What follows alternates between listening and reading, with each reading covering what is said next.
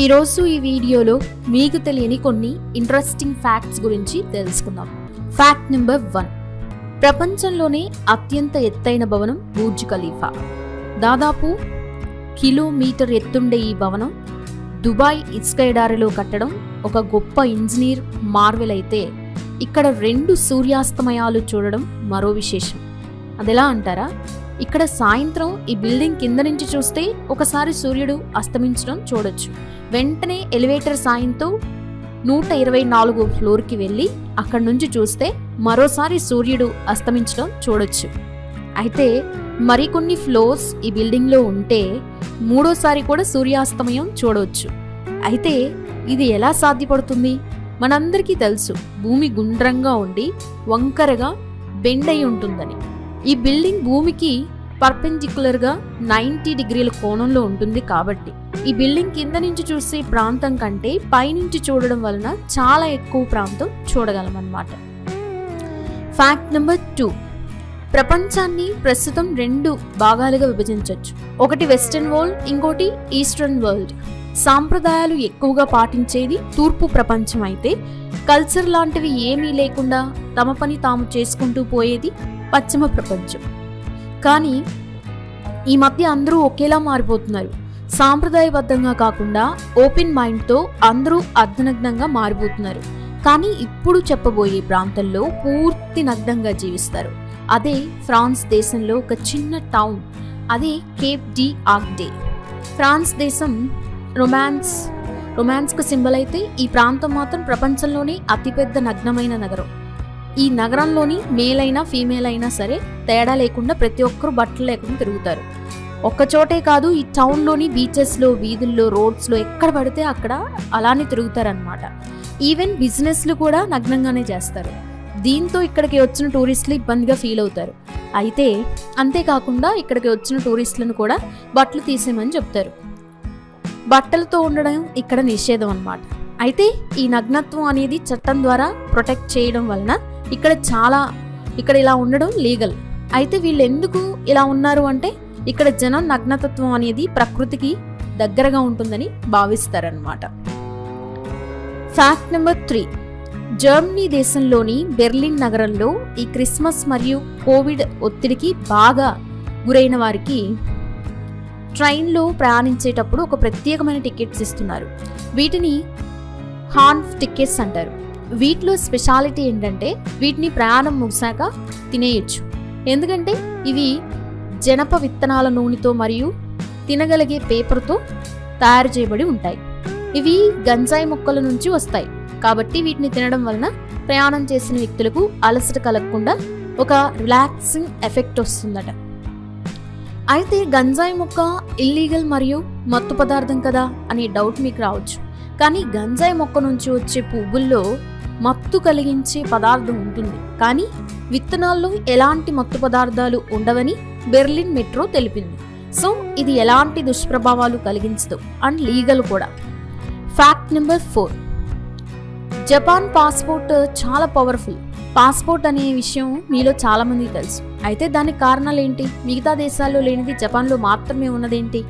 Japan ప్రపంచంలోనే అత్యధిక ధనిక దేశం. సో జపనీస్ పీపుల్ దేనికైనా ఖర్చు చేయడానికి అస్సలు వెనకాడు. వేరే దేశాలకు టూర్స్కి వెళ్ళినప్పుడు ఆ దేశాల్లో విపరీతంగా ఖర్చు చేయగలరు. దాని ద్వారా ఆ హోస్ట్ కంట్రీకి ఎక్కువ డబ్బు వస్తుంది.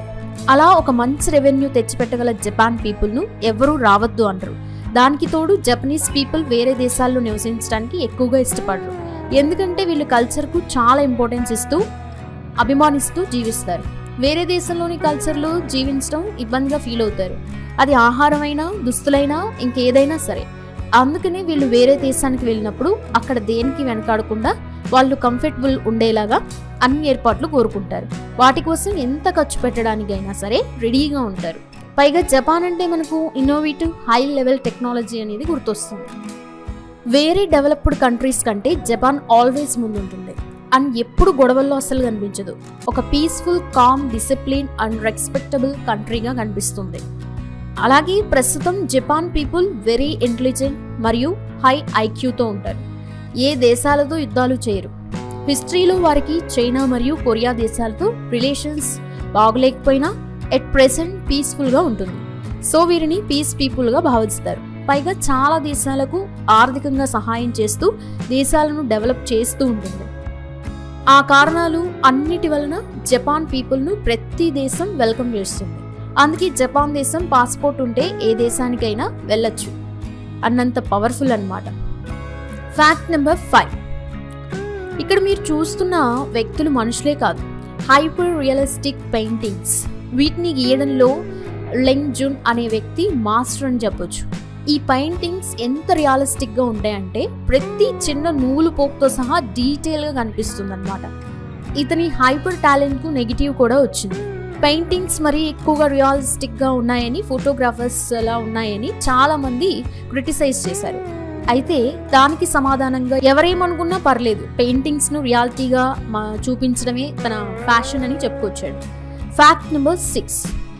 జనరల్గా మనం ఆర్మీ సోల్జర్స్ బోర్డర్లో శత్రు దేశాలతో ఎదుర్కొనే సవాళ్ళు, గడ్డగట్టుకుపోయి -డిగ్రీల ఉష్ణోగ్రతలతో పోరాటాలు గురించి మనం చాలా విని చలించిపోతూ ఉంటాం కదా. కానీ మనలో చాలా మందికి ఇంకో సైనిక దళం ఎదుర్కొనే కష్టాలు, వాళ్ళ శ్రమ తెలియదు. ఇదే ఇండియన్ నేవీ. సముద్రాల లోతుల్లో ప్రతి క్షణం ఎటు నుంచి ఏ ప్రమాదం ముంచుకొస్తుందో అని కనిపెడుతూ మన దేశానికి ఏ అపాయం కలగకుండా చూసుకుంటున్నారు. మరి అలాంటి నావిక్ దళ సైనికులు రోజు జీవితం ఎలా ఉంటుందో, అసలు వాళ్ళు నీటి అడుగున ఎక్కడ ఉండి వర్క్ చేస్తారో, మరి వారి ట్రైనింగ్ ఎలా ఉంటుందో మొదలైన వాటి గురించి ఇప్పుడు మనం తెలుసుకుందాం. ముందుగా నేవీ వారు సముద్రం లోపల సబ్మెరైన్స్గా పిలువబడి సిలిండ్రికల్ వెజల్స్లో ఉంటారన్నమాట. అయితే మొదట వీళ్ళ ట్రైనింగ్ ఎలా ఉంటుందో చూద్దాం. నేవీ అనగానే మనకు గుర్తొచ్చేది నీళ్లు. కానీ ఈ నీటిలో సర్వైవ్ అవ్వడం ఎంత కష్టమైన పనో మన సైనికులకు తెలిసినంతగా ఎవ్వరికీ తెలియదు. ముందుగా మన నేవీ స్పెషల్ ఫోర్స్ యూనిట్ గురించి తెలుసుకుందాం.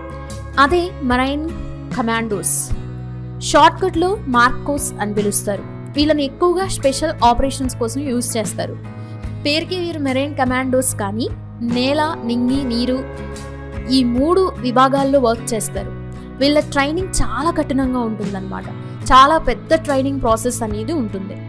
ఉగ్రవాదులను ఎదుర్కోవడం, anti hijacking, anti piracy operations, శత్రువులలో కలిసిపోయి వారిని మట్టి కరిపించడం, దీన్నే ఇన్ఫిల్ట్రేషన్ అని కూడా అంటారు. మరియు అనేక రకాల ఆయుధాలు ఇచ్చి వాటిని ఎలాంటి పరిస్థితిలో వాడాలి, ఇలా అతి కఠినంగా ఉంటుందన్నమాట వీళ్ళ ట్రైనింగ్. వీళ్ళను నీటిలో ఎక్కువసేపు ఊపిరి బిగబట్టి ఉండేలా ఇచ్చే ట్రైనింగ్ పేరు డ్రౌన్ ప్రూఫింగ్ మెథడ్. ఈ మెథడ్లో మొదట పుషప్స్ తీయాలి, కానీ రెగ్యులర్ పుషప్స్ కాదు. తీరంలోని నీటిలో మునుగుతూ ఊపిరి వదులుతూ నీటిలో బుడగలు వదలాలి. ఒకవేళ బుడగలు రాకపోతే బలవంతంగా పట్టుకుని బుడగలు వచ్చేదాకా పట్టుకుంటారు.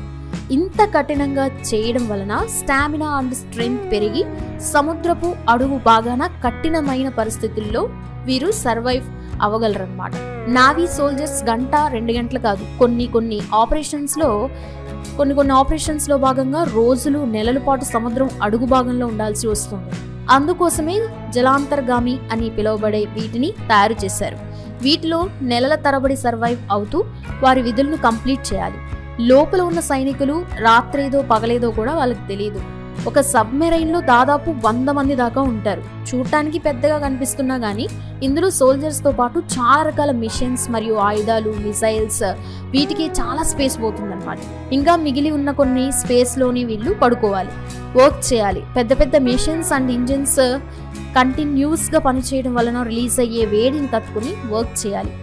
అందుకే వీళ్ళు కొన్నిసార్లు మిసైల్స్ అండ్ బాంబ్స్ ఉన్న కంపార్ట్మెంట్లో పడుకుంటారు. ఎందుకంటే సబ్మెరైన్స్లో ఇక్కడ మాత్రమే వేడి చేరకుండా చల్లగా ఉంటుంది. అనుక్షణం ఏ అపాయం వస్తుందో కాపు కాస్తూ ఉండాలి. రోజుకి 4 నుంచి 5 గంటల నిద్ర మాత్రమే దొరుకుతుంది. నిద్ర ఒకటే సమస్య కాదు, ఇక్కడ బాత్రూమ్స్ పరిస్థితి కూడా చాలా దారుణంగా ఉంటుంది. మొత్తం సబ్మెరైన్లో కేవలం 2 బాత్రూమ్స్ మాత్రమే ఉంటాయి. 100 మంది వీటినే వాడాలి. మరి ఇంతమంది వాడాలి అంటే అందులో గంటలు ఉండాలంటే కుదరదు. జస్ట్ 5 మినిట్స్లో బ్రష్, బాత్రూమ్ అన్నీ చేసేయాలి. పెద్ద పెద్ద లైన్స్ కట్టుకొని వేచి చూస్తూ ఉంటారు.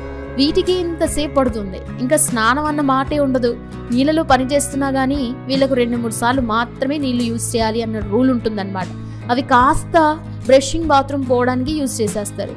మరి వీళ్ళు నెలల పాటు స్నానం చేయకపోతే ఎలా? అందుకోసమే నేవీ ఆఫీసర్స్ మరియు సోల్జర్స్కు స్పెషల్ యూనిఫామ్స్ అనేది ఇస్తారు. ఇవి కొన్ని కెమికల్స్తో తయారు చేయబడి ఉంటాయి. దాని వలన నెలల పాటు స్నానం చేయకపోయినా ఎలాంటి బ్యాక్టీరియా ఇన్ఫెక్షన్స్ అనేవి రావు. ఇంకా ఫుడ్ విషయానికి వస్తే కేవలం 12 నిమిషాల్లోనే తినేయాలి. 1 నుంచి 3 నెలల పాటు కఠినమైన మిషన్స్లో ఉంటారు. ఈ సమయంలో మొత్తం ప్రపంచంతో సంబంధాలు తెంచుకుని బయట ఏం జరుగుతుందనేది కూడా తెలియకుండా ఉంటారు. శత్రువులు రాకను గుర్తించేందుకు వీళ్ళ దగ్గర ఒక అద్భుతమైన టెక్నాలజీ ఉంటుంది. అదే సోనార్. హై ఫ్రీక్వెన్సీ సౌండ్ ద్వారా వర్క్ చేస్తుంది. దీని ద్వారా సౌండ్ వేవ్స్ ని వదులుతూ ఉంటుంది. ఆ సమయంలో ఏదైనా శత్రువు యొక్క సబ్మెరైన్ కానీ ప్రవేశిస్తే వెంటనే ఆ సౌండ్ వేవ్స్ ఆ సబ్మెరైన్ తాకి మళ్ళీ రిటర్న్ అవుతాయి. ఈ విధంగా శత్రువుల్ని కనిపెడుతూ వాళ్ళ నుంచి సర్వైవ్ అవుతూ వాళ్ళతో అండర్ వాటర్ వార్స్ చేస్తూ మనల్ని రక్షిస్తూ ఉన్నారు. మరో ఇంపార్టెంట్ పని ఏంటంటే సేఫ్టీ మెజర్స్ నెలల తరబడి ఉండే మిషన్స్లో సడన్ డ్రిల్స్ చేస్తూ ఉండాలి. లైక్ ఫైర్ ఎమర్జెన్సీ వంటివి. అలాగే డ్యామేజ్ కంట్రోల్ యూనిట్ ఎక్కడెక్కడ డ్యామేజ్ అయిందో నిద్ర లేకుండా అనుక్షణం నోట్ చేసుకుంటూ వాటిని రిపేర్ చేస్తూ ఉండాలి. ఇండియాలో ప్రతి జాబ్ శాలరీ కోసం పనిచేస్తే త్రివిధ దళాల్లో మాత్రం దేశం మీద ప్రేమతో చేస్తారు. వీళ్లకు జీతం ఎంత ఇచ్చినా మనం వెలకట్లేం. జస్ట్ మన సపోర్ట్ అండ్ లవ్ మాత్రమే వీరు కోరుకుంటారు. ఇంతటి కఠినమైన జీవితాన్ని సాగిస్తూ మనల్ని అనుక్షణం శత్రువుల నుంచి కాపాడుతున్న ఇండియన్ నేవీకి సెల్యూట్ చేద్దాం. So friends, interesting topics, interesting facts గురించి చూసారు కదా. ఈ ఫ్యాక్ట్స్లో మీకు ఏది నచ్చిందో కింద కామెంట్ సెక్షన్లో కామెంట్ చేయండి. ఈ వీడియో కనుక మీకు నచ్చినట్లయితే కంపల్సరీగా లైక్ చేయండి. మీ లైక్ నాకు ఎంతో ఇంపార్టెంట్. అలాగే ఈ వీడియోని షేర్ చేయండి. తెలుగమ్మాయి ఛానల్ని సబ్స్క్రైబ్ చేసుకోండి. Thanks for watching this video.